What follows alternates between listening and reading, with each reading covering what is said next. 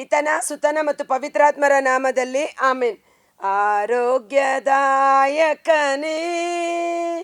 ಅಪ್ಪ ಯೇಸುವೆ, ರೋಗದಿ ಬಳಲಿರುವೆ, ಕರುಣಿಸೋ ಕರ್ತನೇ. ಯೇಸುವಿನ ಗಾಯದಲ್ಲಿ ಸೌಖ್ಯದ ಶಕ್ತಿ ಇದೆ, ಯೇಸುವಿನ ರಕ್ತದಲ್ಲಿ ಬಿಡುಗಡೆ ದೊರಕಿದೆ. ನನ್ನ ಮುಟ್ಟಿರಿ, ಸೌಖ್ಯ ನೀಡಿರಿ. Praise the lord. ಅಷ್ಟೇ ಗೊತ್ತಾಗಿದ್ದ ಹಾಡು. ಓಕೆ, ಪ್ರಭು ಕ್ರಿಸ್ತರಲ್ಲಿ ಆತ್ಮೀಯ ಸಹೋದರ ಸಹೋದರಿಯರೇ, ಈ ದಿನ ನಾವು ಧ್ಯಾನಿಸಿ ಬಿಡುಗಡೆಯನ್ನು ಹೊಂದಿಕೊಳ್ಳುವಂಥ ಒಂದು ರೋಗ ಸೌಖ್ಯ ವಿಶೇಷವಾಗಿ ಮಹಿಳೆಯರಿಗೆ ಸೇರಿದ್ದು. ಗರ್ಭಕೋಶಕ್ಕೆ ಸಂಬಂಧಪಟ್ಟ ಸಮಸ್ಯೆಗಳಿಂದ ನರಳುತ್ತಿರುವ ಸ್ತ್ರೀಯರಿಗಾಗಿ, ಹೆಣ್ಣು ಮಕ್ಕಳಿಗಾಗಿ, PCOD ಸಮಸ್ಯೆ, ಗರ್ಭಕೋಶದಲ್ಲಿ ಸಿಸ್ಟ್ ಇದೆ ಅಂತ, ಗರ್ಭಕೋಶ, ಅತಿಯಾದ ರಕ್ತಸ್ರಾವ, ಆ ಒಂದು ಪೀರಿಯಡ್ಸ್ ದಿನಗಳಲ್ಲಿ ವಿಪರೀತವಾದ ಹೊಟ್ಟೆ ನೋವು, ಅತಿಯಾದ ರಕ್ತಸ್ರಾವ, ಶಾರೀರಿಕ ಬಲಹೀನತೆ, ಬಳಲುವಿಕೆ, ಸುಸ್ತು, ಆಯಾಸ. ಇನ್ನು ಕೆಲವರಿಗೆ ಆ PCOD ಪ್ರಾಬ್ಲಮ್ ಇರುವಾಗ ಪೀರಿಯಡ್ಸ್ ರೆಗ್ಯುಲರ್ ಆಗಿ ಆಗ್ತಾ ಇಲ್ಲ, ಅದು ತಿಂಗಳು ಆಗದೇ ಇರೋದ್ರಿಂದ ಅವರ ಶರೀರದಲ್ಲಿ ಬೇರೆ ವಿಧವಾದ ಸಮಸ್ಯೆಗಳಿಗೆ ಅದು ಕಾರಣವಾಗಿದೆ.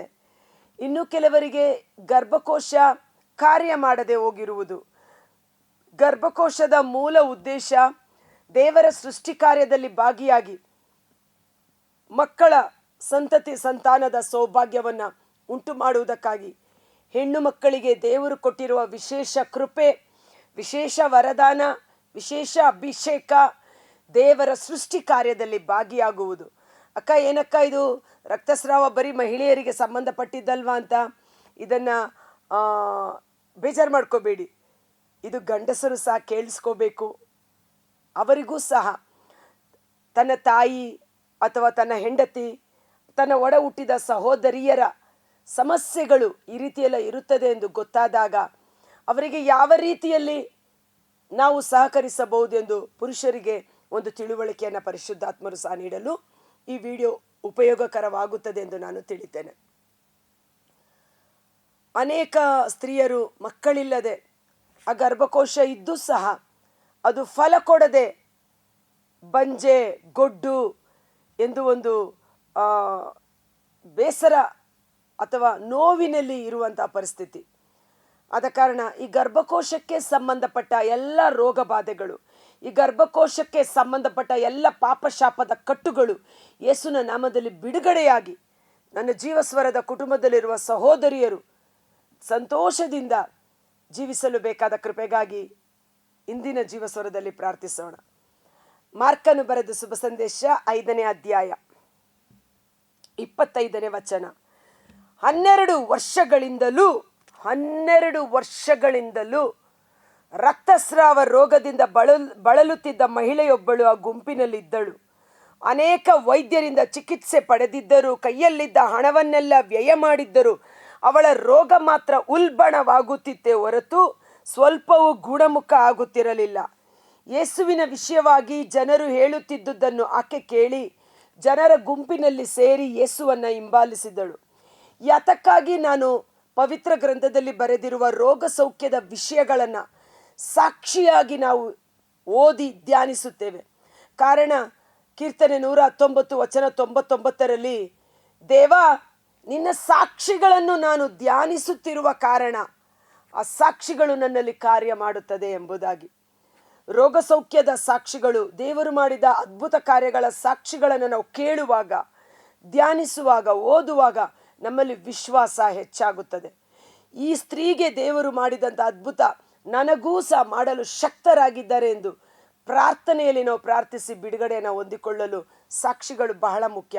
ಅದಕ್ಕಾಗಿ ಪ್ರಭು ಯೇಸು ಲೋಕದ ಕಟ್ಟ ಕಡೆಯವರೆಗೆ ಹೋಗಿ ನನಗೆ ಸಾಕ್ಷಿಗಳಾಗಿರಿ, ದೇವರು ಮಾಡಿದ ರೋಗ ಸೌಖ್ಯ ಅದ್ಭುತ ಕಾರ್ಯಗಳನ್ನು ಜನರಿಗೆ ಪ್ರಕಟಪಡಿಸಿ ದೇವರ ನಾಮವನ್ನು ಮಹಿಮೆಪಡಿಸಿ ಎಂಬುದಾಗಿ. ಈ 12 ವರ್ಷ ರಕ್ತಸ್ರಾವದಿಂದ ನರಳುತ್ತಿದ್ದ ಮಹಿಳೆಯ ಹೆಸರು ಇಲ್ಲಿ ಉಲ್ಲೇಖನವಿಲ್ಲ.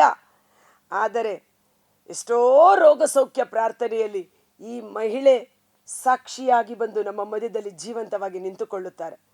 ನನ್ನನ್ನು ಗುಣಪಡಿಸಿದ ಯೇಸು ನಿಮ್ಮನ್ನು ಸಹ ಗುಣಪಡಿಸುತ್ತಾರೆ ಎಂಬುದಾಗಿ. ಆದ ಕಾರಣ ಇದನ್ನು ಡೀಟೇಲ್ ಆಗಿ ಓದ್ತಾ ಇದ್ದೀನಿ. ನಾನು ಅವರ ಉಡುಪನ್ನು ಮುಟ್ಟಿದರೂ ಸಾಕು ಗುಣ ಹೊಂದುವೆನು ಎಂದುಕೊಂಡು ಯೇಸುವಿನ ಉಡುಪಿನ ಅಂಚನ್ನು ಮುಟ್ಟಿದಳು. ಅದನ್ನು ಮುಟ್ಟಿದ ಕ್ಷಣ ಅವಳ ರಕ್ತಸ್ರಾವ ನಿಂತು ಹೋಯಿತು. ಕಾಡುತ್ತಿದ್ದ ವ್ಯಾಧಿಯಿಂದ ತಾನು ಗುಣ ಹೊಂದಿದ್ದೇನೆಂದು ಆಕೆಗೆ ಅರಿವಾಯಿತು.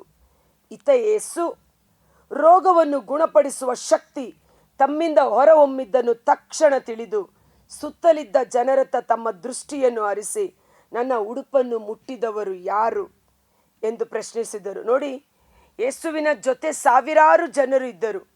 ಇಂದು ಈ ವಾಕ್ಯವನ್ನು ಕೇಳ್ತಾ ಇರೋರು ಎಷ್ಟೋ ಮಂದಿ ರೋಗದಿಂದ ನರಳುತ್ತವರು ಇರಬಹುದು. ಆದರೆ ಕೇಳಿ ಸುಮ್ಮನಾಗಬಾರದು.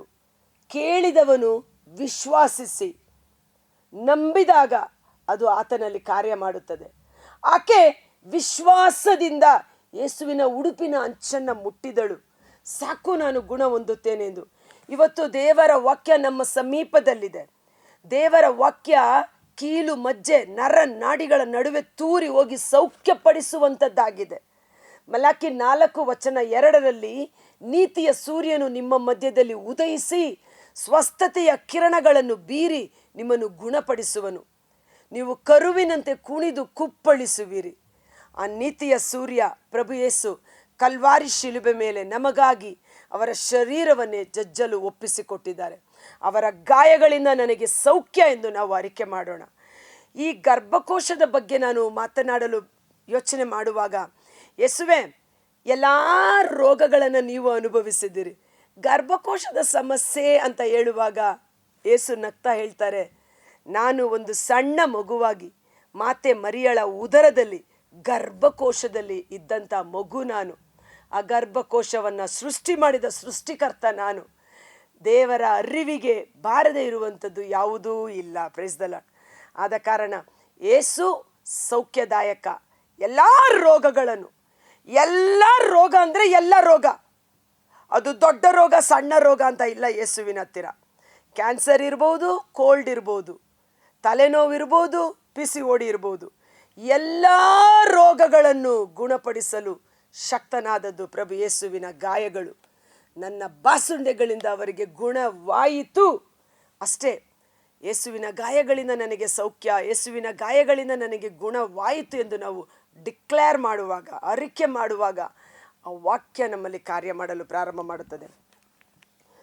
ನನ್ನ ಉಡುಪನ್ನು ಮುಟ್ಟಿದವರು ಯಾರು ಎಂದು ಪ್ರಶ್ನಿಸಿದರು. ಅದಕ್ಕೆ ಶಿಷ್ಯರು, ತಮ್ಮ ಸುತ್ತಲೂ ಜನರು ಮುತ್ತಿಕೊಂಡಿರುವುದು ತಮಗೆ ತಿಳಿದೇ ಇದೆ, ಆದರೂ ನನ್ನನ್ನು ಮುಟ್ಟಿದವರು ಯಾರು ಎಂದು ಕೇಳುತ್ತೀರಲ್ಲ ಎಂದರು. ಆದರೆ ಯೇಸು ತಮ್ಮನ್ನು ಮುಟ್ಟಿದವರು ಯಾರೆಂದು ಗುರುತಿಸಲು ಸುತ್ತಲೂ ನೋಡುತ್ತಿದ್ದರು. ತನ್ನಲ್ಲಿ ಸಂಭವಿಸಿದನ್ನು ಅರಿತಿದ್ದ ಮಹಿಳೆ ಭಯದಿಂದ ನಡುಗುತ್ತಾ ಮುಂದೆ ಬಂದು ಯೇಸುವಿನ ಪಾದಕ್ಕೆ ಎರಗಿ ನಡೆದ ಸಂಗತಿಯನ್ನು ತಿಳಿಸಿದಳು. ಯೇಸು ಆಕೆಗೆ, ಮಗಳೇ, ನಿನ್ನ ವಿಶ್ವಾಸ ನಿನ್ನನ್ನು ಗುಣಪಡಿಸಿದೆ, ಸಮಾಧಾನದಿಂದ ಹೋಗು, ವ್ಯಾಧಿ ಮುಕ್ತಳಾಗಿ ಆರೋಗ್ಯದಿಂದಿರು. ಆಮೇನ್. ನಾನು ಯೇಸು ನಾಮದಲ್ಲಿ ವ್ಯಾಧಿ ಮುಕ್ತಳಾಗಿ ಆರೋಗ್ಯದಿಂದಿದ್ದೇನೆ ಎಂದು ಟೈಪ್ ಮಾಡಿ ಆಮೇನ್ ಎಂದು ಡಿಕ್ಲೇರ್ ಮಾಡೋಣ. ಯೇಸು ನಾಮದಲ್ಲಿ ನಾನು ವ್ಯಾಧಿ ಮುಕ್ತಳಾಗಿದ್ದೇನೆ, ನಾನು ಆರೋಗ್ಯದಿಂದಿದ್ದೇನೆ ಎಂಬಂತೆ. ಆ ಮಹಿಳೆ ಎಷ್ಟೋ ವೈದ್ಯರ ಬಳಿ ಟ್ರೀಟ್ಮೆಂಟ್ ತಗೊಂಡ್ರು, ಸಾಧ್ಯವಾಗದ ಗುಣವಾಗದ ರೋಗ. ಯೇಸುವಿನ ಬಳಿ ವಿಶ್ವಾಸದಿಂದ ಅವರ ಬಟ್ಟೆಯ ಅಂಚನ್ನು ಮುಟ್ಟಿದ ಕೂಡಲೇ ಸೌಖ್ಯದ ಶಕ್ತಿ ಹರಿದು ಬಂತು. ಇಂದು ಸಹ ನೀವು ವಿಶ್ವಾಸ ಮಾಡಿದ್ದೇ ಆದರೆ ಯೇಸುವಿನ ಸೌಖ್ಯದ ಶಕ್ತಿ ನಮ್ಮ ಶರೀರದಲ್ಲಿ ಕಾರ್ಯ ಮಾಡುತ್ತದೆ. ಎಷ್ಟರ ಮಟ್ಟಿಗೆ ಎಂದರೆ, ಕೆಟ್ಟು ಹೋದ ಗರ್ಭಕೋಶವನ್ನು ಹೊಸದಾಗಿ ಸೃಷ್ಟಿ ಮಾಡಿದ ದೇವರ ಶಕ್ತಿ ನನ್ನ ಜೀವನದಲ್ಲಿ ಬ್ಲಾಸ್ಟ್ ಆಗಿದ್ದ, ಒಡೆದು ಹೋಗಿದ್ದ ನನ್ನ ಗರ್ಭಕೋಶ ಹೊಸದಾಗಿ ಸೃಷ್ಟಿ ಮಾಡಿ ದೇವರ ಸೃಷ್ಟಿ ಕಾರ್ಯದಲ್ಲಿ ಭಾಗಿಯಾಗಿ ಮತ್ತೊಂದು ಗಂಡು ಮಗುವಿಗೆ ಜನ್ಮ ಕೊಡುವಂತೆ ದೇವರು ಮಾಡಿದ ಅದ್ಭುತ ಶಕ್ತಿಗೆ ನಾನೇ ಸಾಕ್ಷಿ.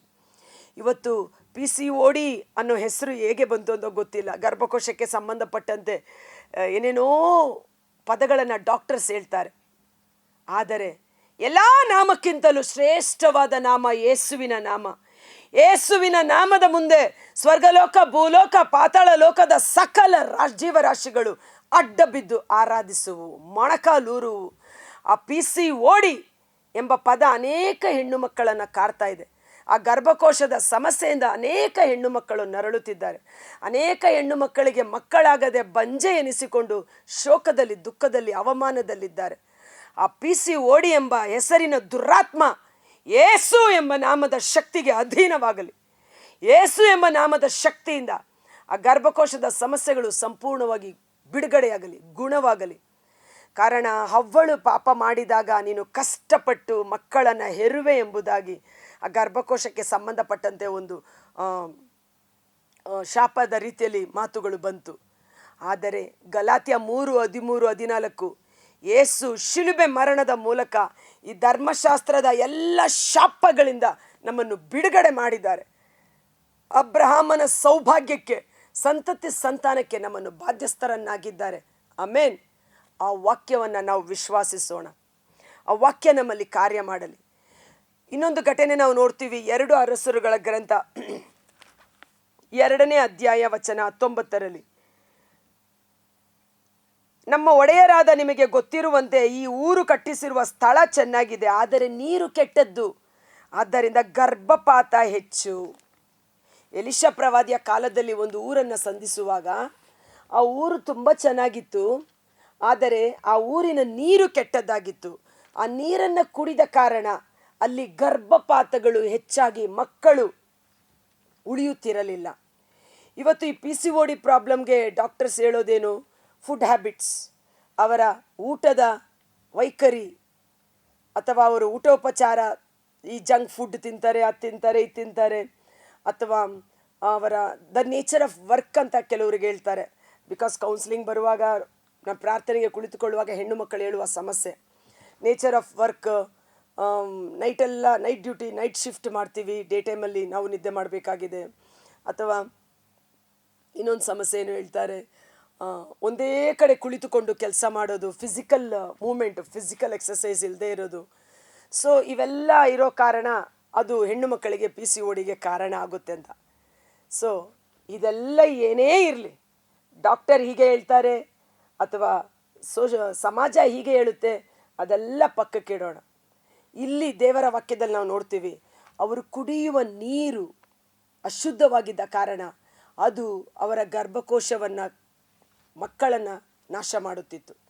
ಸೊ ಎಲಿಷಾ ಪ್ರವಾದಿ ಏನು ಮಾಡ್ತಾನೆ, ಒಂದು ಹೊಸ ಮಡಕೆಯಲ್ಲಿ ಉಪ್ಪು ಹಾಕಿ ಅದನ್ನು ತಂದು ಕೊಡಿ ಎಂದನು. ಅವರು ತಂದು ಕೊಟ್ಟರು. ಅವನು ಬುಗ್ಗೆಗೆ ಹೋಗಿ ಆ ನೀರಿನಲ್ಲಿ ಉಪ್ಪು ಹಾಕಿದನು. ಇನ್ನು ಮುಂದೆ ಈ ನೀರಿನಿಂದ ಮರಣವಾಗಲಿ ಗರ್ಭಪಾತವಾಗಲಿ ಸಂಭವಿಸದಂತೆ ಇದರಲ್ಲಿದ್ದ ದೋಷವನ್ನೆಲ್ಲ ಪರಿಹರಿಸಿದ್ದೇನೆ ಎಂಬುದಾಗಿ ಸರ್ವೇಶ್ವರ ನುಡಿದಿದ್ದಾರೆ ಎಂದು ಮಾತನಾಡಿದನು. ಎಲಿಷಾ ಪ್ರವಾದಿ ಉಪ್ಪನ್ನು ತೆಗೆದುಕೊಂಡು ಹೋಗಿ ಆ ಮಡಕೆಯ ನೀರಿನಲ್ಲಿ ಕಲಸಿ ಆ ಒಂದು ಬಾವಿಗೆ ಹಾಕಿ, ಇನ್ನು ಮೇಲೆ ಸರ್ವೇಶ್ವರ ಈ ನೀರಿನ ದೋಷವನ್ನು ನೀಗಿಸಿದ್ದಾರೆ ಎಂದು ಮಾತನಾಡುತ್ತಾನೆ. ಓಕೆ, ಕೂಡಲೇ ನೀರಿನಲ್ಲಿದ್ದ ದೋಷವೆಲ್ಲ ಪರಿಹಾರವಾಯಿತು. ಎಲೀಷನ ವಾಕ್ಯದ ಬಲದಿಂದ ಅದು ಇಂದಿನವರೆಗೂ ಹಾಗೆಯೇ ಶುದ್ಧವಾಗಿದೆ. ಅಲ್ಲಿ ಗರ್ಭಪಾತ ನಿಂತು ಹೋಯಿತು, ಆ ನೀರು ಶುದ್ಧವಾಯಿತು. ಇವತ್ತು ನಾವು ಆ ನೀರು ಶುದ್ಧವಾದ ಕಾರಣ ಆ ಗರ್ಭಪಾತ ನಿಂತು ಹೋಯಿತು. ಆ ನೀರಿಗಿಂತ ಮಿಗಿಲಾಗಿ ಯೇಸುವಿನ ರಕ್ತ, ನಮ್ಮ ದೇಹಾತ್ಮ ಮನಸ್ಸುಗಳನ್ನು ಶುದ್ಧೀಕರಿಸುವ ರಕ್ತ, ಈ ಗರ್ಭಕೋಶಕ್ಕೆ ವಿರೋಧವಾಗಿ, ಗರ್ಭಕೋಶಕ್ಕೆ ಸಂಬಂಧಪಟ್ಟಂತೆ ಮಾಡಿದ ಎಲ್ಲ ಪಾಪಾಪರಾಧಗಳನ್ನು ಕ್ಷಮಿಸುವ ಆ ಪರಿಶುದ್ಧವಾದ ರಕ್ತ, ಕಲ್ವಾರಿ ಶಿಲುಬೆ ಮೇಲೆ ನಮ್ಮ ಪಾಪಗಳಿಗಾಗಿ ಸುರಿಸಲ್ಪಟ್ಟ ವಿಮೋಚನೆಯ ರಕ್ತ, ಬಿಡುಗಡೆಯ ರಕ್ತ ನಮ್ಮನ್ನು ಸಕಲ ಅಶುದ್ಧತೆಗಳಿಂದ ಶುದ್ಧೀಕರಿಸುವಂಥದ್ದಾಗಿದೆ. ಈ ನೀರಿನ ಸೇವನೆಯಿಂದ ಅವರಿಗೆ ಗರ್ಭಪಾತ ಆಗ್ತಾ ಇತ್ತು, ಮಕ್ಕಳು ನಿಲ್ತಾ ಇರಲಿಲ್ಲ. ಹಾಗೆ ಏನೋ ಮಾಟ ಮಂತ್ರ ಮಾಡಿ ಏನೋ ಏನೋ ಮದ್ದಿಡ್ತಾರೆ ಅಂತೆಲ್ಲ ಹೇಳ್ತಾರೆ. ಸೊ ಊಟದಲ್ಲಿ ನಮಗೇನೋ ಹಾಕಿ ಕೊಟ್ಬಿಟ್ಟಿದ್ದಾರೆ ಹಾಗೆ ಹೀಗೆ ಅನ್ನುವ ರೀತಿಯಲ್ಲಿ.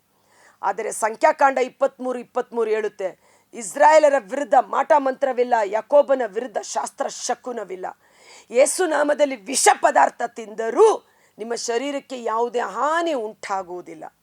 ನಾವು ಭುಜಿಸುವ ಅನ್ನ ಆಹಾರಗಳು ಪ್ರಾರ್ಥನೆ ಮಾಡಿ ನಾವು ಭುಜಿಸಬೇಕು.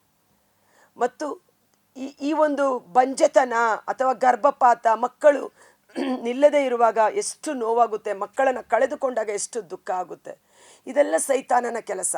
ಕಳ್ಳನು ಬರುವುದು ಕಳ್ಳತನ ಮಾಡಲು, ಕೊಲೆ ಮಾಡಲು, ನಾಶ ಮಾಡುವುದಕ್ಕಾಗಿ. ಆದರೆ ಯೇಸು ಜೀವ ಕೊಡುವುದಕ್ಕಾಗಿ ಬಂದದ್ದು. ಗರ್ಭಪಾತ ಆಗಬಾರದು, ಮಕ್ಕಳ ಸೌಭಾಗ್ಯ ಉಂಟಾಗಬೇಕು. PCOD ಆಗಲಿ, ರಕ್ತಸ್ರಾವ ಆಗಲಿ, ಆ ಗರ್ಭಕೋಶದ ಸಮಸ್ಯೆಗಳು ನೀಗಿ ಹೋಗಬೇಕು ಯೇಸು ನಾಮದಲ್ಲಿ. ಅದಕ್ಕಾಗಿ ಈಗ ನಾವು ಪ್ರಾರ್ಥಿಸೋಣ. ಕರ್ತರಾದ ಯೇಸುವೇ, ಮುಂಜಾನೆ ಜೀವಸ್ವರವನ್ನು ಆಲಿಸುತ್ತಿರುವ ಪ್ರತಿಯೊಬ್ಬ ಸಹೋದರ ಸಹೋದರಿಯರವರ ಕುಟುಂಬಗಳನ್ನು, ವಿಶೇಷವಾಗಿ ರಕ್ತಸ್ರಾವ, PCOD, ಗರ್ಭಕೋಶದಲ್ಲಿ ಸಿಸ್ಟ್ ಇದೆ, ಅನೇಕರಿಗೆ ಗರ್ಭಕೋಶ ಆಪರೇಷನ್ ಮಾಡಬೇಕು ಎಂದು ಹೇಳ್ತಾರೆ, ಅಂಗ ಬೇಡ ಎಂದು ಕಿತ್ತು ಬಿಸಾಡುತ್ತಿದ್ದಾರೆ. ದೇವರು ಸೃಷ್ಟಿ ಮಾಡಿದ ಒಂದೊಂದು ಅಂಗಾಂಗಗಳು ತನ್ನದೇ ಆದ ಕಾರ್ಯವನ್ನು ನಡೆಸುವುದಕ್ಕಾಗಿ ದೇವರ ಚಿತ್ತಕ್ಕನುಗುಣವಾಗಿ ಸೃಷ್ಟಿ ಮಾಡಲ್ಪಟ್ಟದ್ದು.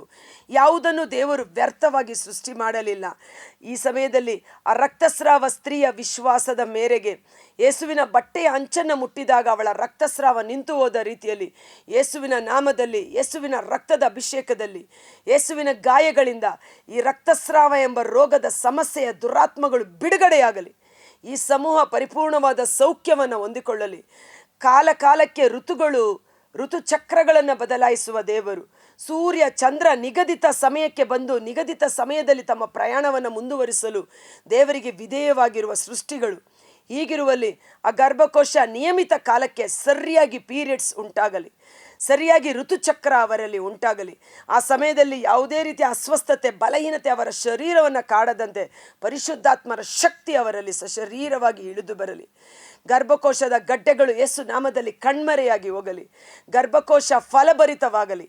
ಬಂಜೆ ಎಂಬ ಶಾಪದಿಂದ ಬಿಡುಗಡೆ ಮಾಡಿ ಬಂಜೆಯನ್ನು 6 ಮಕ್ಕಳುಳ್ಳವಳರಾಗಿ ನಾನು ಆಶೀರ್ವದಿಸುತ್ತೇನೆ ಎಂದು ವಾಗ್ದಾನ ಮಾಡಿರುವ ಕೀರ್ತನೆ 113 ವಚನ 8, 9 ವಚನದಂತೆ ಆ ಗರ್ಭಕೋಶಗಳು ಫಲಭರಿತ ಗರ್ಭಕೋಶವಾಗಿ ಮಾರ್ಪಾಡಾಗಲಿ. ಯೇಸುವಿನ ಗಾಯಗಳಿಂದ ನಾನು ಗುಣ ಹೊಂದಿದ್ದೇನೆ. ಯೇಸುವಿನ ದಿವ್ಯ ಶಕ್ತಿ, ಸೌಖ್ಯದ ಶಕ್ತಿ ನನ್ನ ದೇಹಾತ್ಮಗಳಲ್ಲಿ ತುಂಬಿ ನನ್ನನ್ನು ಬಿಡುಗಡೆ ಮಾಡಿದೆ ಎಂದು ವಿಶ್ವಾಸದಿಂದ ನಾವು ಅರಿಕೆ ಮಾಡೋಣ. ಇದ್ದಾತನು, ಇರುವಾತನು, ಬರುವಾತನು, ಯುಗ ಯುಗಾಂತರಕ್ಕೂ ಜೀವಿಸಿ ಆಳುವ ಸತ್ಯವಂತನು, ಪರಿಶುದ್ಧನು, ವಿಶ್ವಾಸ ಪಾತ್ರನು ಆದ ಪ್ರಭು ಯೇಸು ಕ್ರಿಸ್ತರ ಅದ್ಭುತಕರವಾದ ನಾಮದಲ್ಲಿ ಪ್ರಾರ್ಥಿಸಿ ಬೇಡಿ ಹೊಂದಿಕೊಳ್ಳುತ್ತೇವೆ. ಆಮೆನ್. Thank you. ಈ ವಿಡಿಯೋ ಲಿಂಕನ್ನು ಪರರಿಗೂ ಶೇರ್ ಮಾಡಿ, ಪ್ರಾರ್ಥನೆ ಮಾಡಿ. ಸರ್ವೇಶ್ವರನನ್ನು ನೀವು ಆರಾಧಿಸುವಾಗ ನಿಮ್ಮಲ್ಲಿ ಗರ್ಭಪಾತ ಇರುವುದಿಲ್ಲ, ಬಂಜೆತನ ಇರುವುದಿಲ್ಲ. ಸೊ ಈ ಗರ್ಭಪಾತ, ಬಂಜೆತನ ಸಮಸ್ಯೆಯನ್ನು ನರಳುತ್ತಿರುವವರು ಹೆಚ್ಚು ಪರಮಪ್ರಸಾದದ ಪ್ರಸನ್ನತೆಯಲ್ಲಿ ಹೋಗಿ ಕುಳಿತುಕೊಳ್ಳಿ. ದೇವರನ್ನು ಆರಾಧಿಸಿ, ದೇವರಿಗೆ ವಿಧೇಯರಾಗಿ ಜೀವಿಸಿ. ದೇವರ ಮಹಿಮೆ ನಿಮ್ಮ ಶರೀರದಲ್ಲಿ ಕಾರ್ಯ ಮಾಡುತ್ತದೆ. ಸತ್ತ ಅಂಗಾಂಗಗಳಿಗೆ ಉಜ್ಜೀವನವನ್ನು ಕೊಡಲು ಶಕ್ತನಾದ ದೇವರು ನನ್ನ ಯೇಸು, ನನ್ನ ರಕ್ಷಕ. Thank you.